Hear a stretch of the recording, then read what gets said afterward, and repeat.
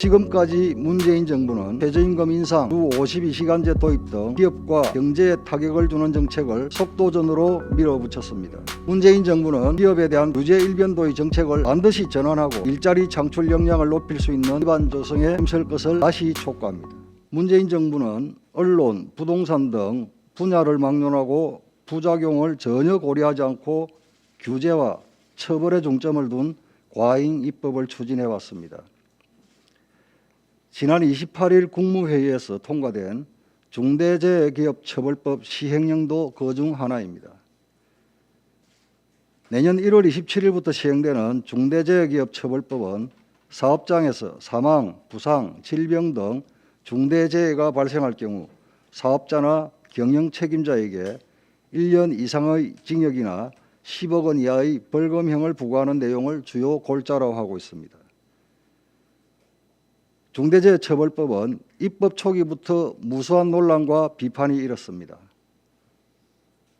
매출액 상위 600대 비금융기업 대상 한국경제연구원의 조사에 따르면 기업 활동에 가장 큰 영향을 주는 노동 분야 쟁점으로 중대재해 발생 시 대표이사 등 경영자 처벌이 응답자 중 40%를 차지했을 정도입니다.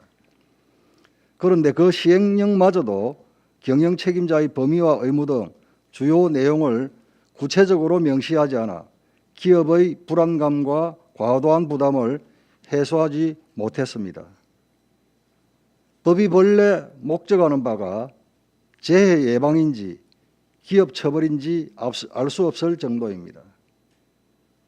특히 이 법이 그대로 시행된다면 안전관리 역량이 부족한 중소기업들이 더욱 큰 타격을 받게 될 것입니다. 안전관리 역량이 부족한 중소기업들에 대해서는 안전관리 역량을 충분히 확충할 수 있도록 정부가 지원을 아끼지 않아야 할 상황입니다.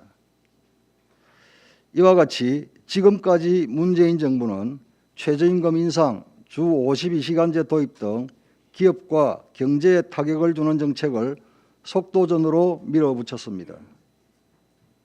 지난 7월부터 50인 미만 사업장에도 적용된 주 52시간제와 관련하여 중소기업 중앙회에서 개최된 세미나에 따르면 조선, 뿌리업체 근로자 임금이 30에서 40% 감소했고 인력난 심화 등이 발생하고 있다고 합니다.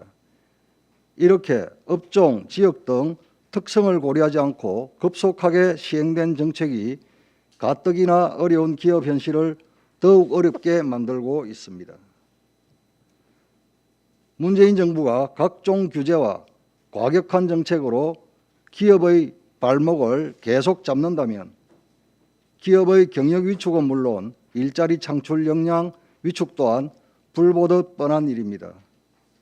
통계청에 따르면 경제활동의 중추가 되어야 할 3, 40대 중 부모의 도움으로 생활비 원천을 마련하는 인구가 65만 명에 이른다고 합니다. 이는 작금의 고용 절벽과 무관하지 않을 것입니다. 문재인 정부는 기업에 대한 규제 일변도의 정책을 반드시 전환하고 일자리 창출 역량을 높일 수 있는 기반 조성에 힘쓸 것을 다시 촉구합니다.